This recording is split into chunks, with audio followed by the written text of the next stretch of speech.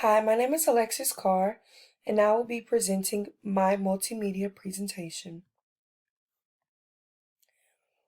Multimedia projects allow students to convey their understanding of a topic in a variety of ways. In looking at the word multimedia, we see the prefix multi, which comes from the Latin word multis, which simply means multiple or large media. Multimedia is media that uses multiple forms.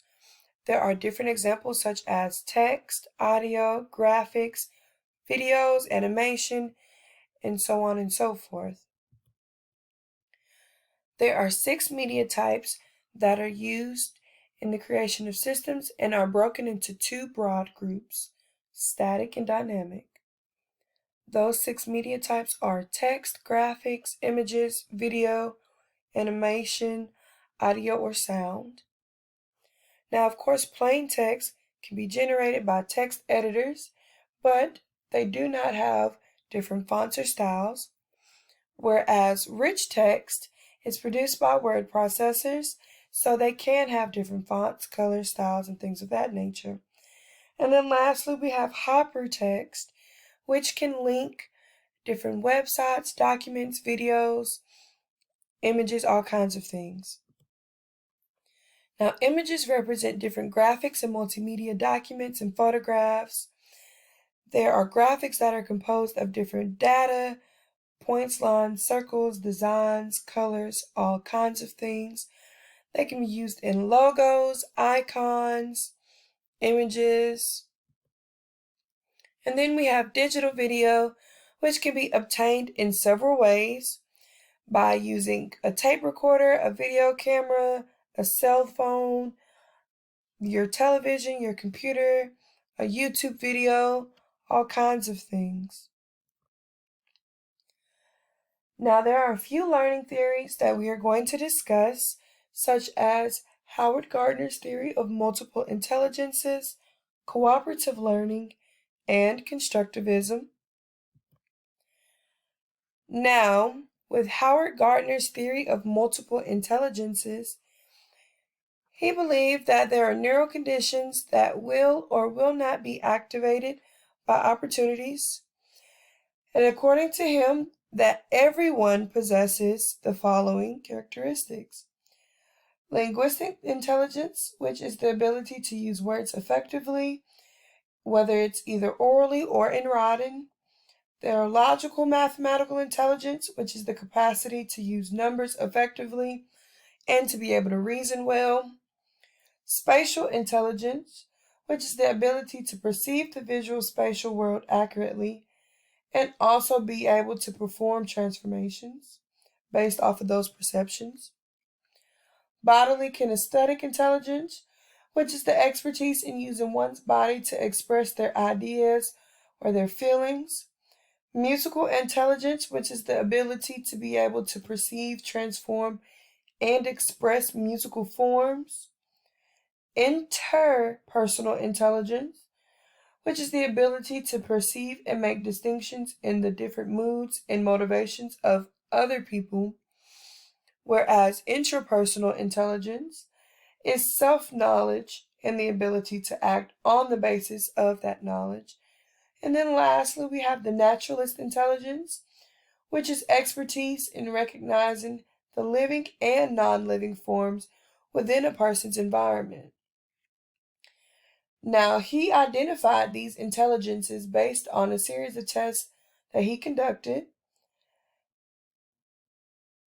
and he believes that most people can develop each intelligence as well as allow them to work together in a complex way.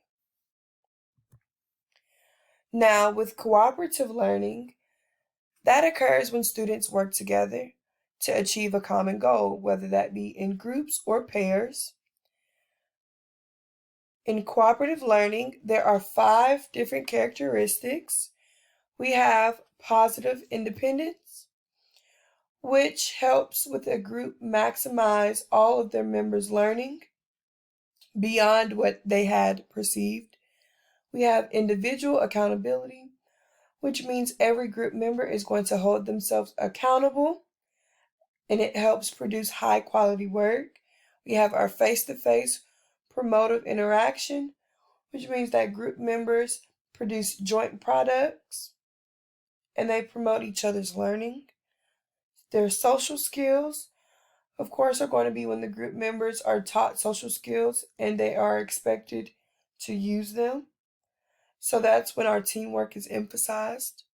Then we have our group processing, which means that they analyze how well they are achieving their goals and they work together and learn from their observations.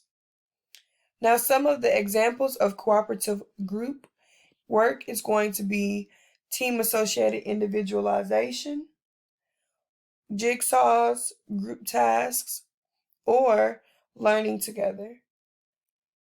Now, with our learning together, that just means that the student groups get to work on their single assignments and receive awards or rewards.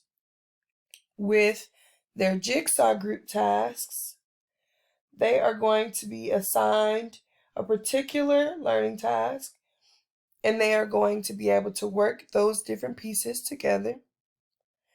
And then lastly, for our team-associated individualization, we can have things like student teams achievement divisions or teams games tournaments where they work together and complete different tasks and answer things for their participation and performance. Now with constructivism, that's when you're using what you already know to help develop new understandings and knowledge. Cognitive psychologists believe that people learn by actively constructing their knowledge and by coming to a new understanding.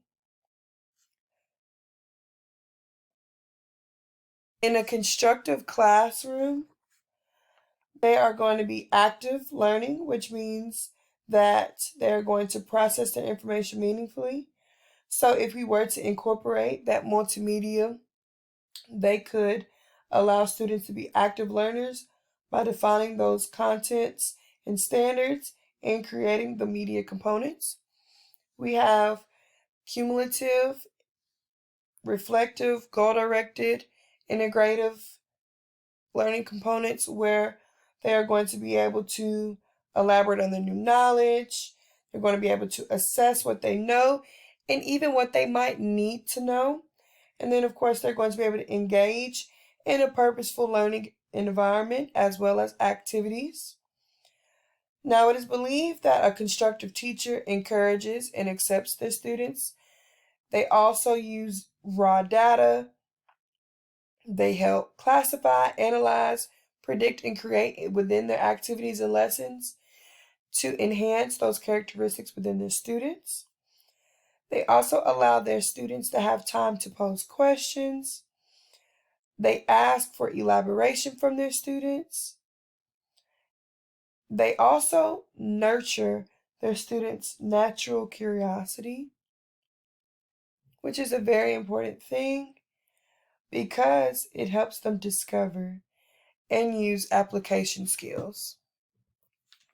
Now, the benefits of using multimedia within a classroom are going to be that using multimedia allows users to achieve the following: the integration of technology in curricula, the promotion of active learning, inquiry and problem-solving environments, the use of new technologies, as well as the development of media literacy skills. With multimedia use, students are encouraged to work collaboratively as we discussed. It also allows students to learn and apply real-world skills, which we would always try to incorporate because that implementation of real-world skills goes a long way. Now, with multimedia projects, it allows students to focus on the course-specific content. All in all, there are multiple benefits of multimedia. A few more would be the use of multimedia enhances that text-only presentations. It adds the interesting sounds, the compelling visuals, the different transitions, attention grabbers, things of that nature. Also, audiences are more attentive to multimedia messages as opposed to the traditional oral presentations or just presentations done with slides. People are more interested in the messages, which combine the elements of text, audio, graphics, and videos. So a step up from the slides. And then, of course, communication research has shown that there's a greater understanding and retention of information through the use of multimedia presentations. And then a few key terms that are worth mentioning when discussing multimedia are going to be mass media, newspapers and magazines, perception media, presentation media, transmission media, TV, or video recorders. These are all going to be mentioned when discussing multimedia, so I wanted to be able to provide you all with those definitions just in case you need to use it as a reference guide. Now, I used a few sources throughout this presentation. I used multimedia tools and applications, multimedia projects in education, designing, producing, and assessing. And then lastly, fundamentals of multimedia course material. I hope that this presentation helped explain multimedia projects in education a bit further, and I hope that it helps put things into perspective as well as describe them and define them more. Thank you for your time, and I look forward to teaching you other topics.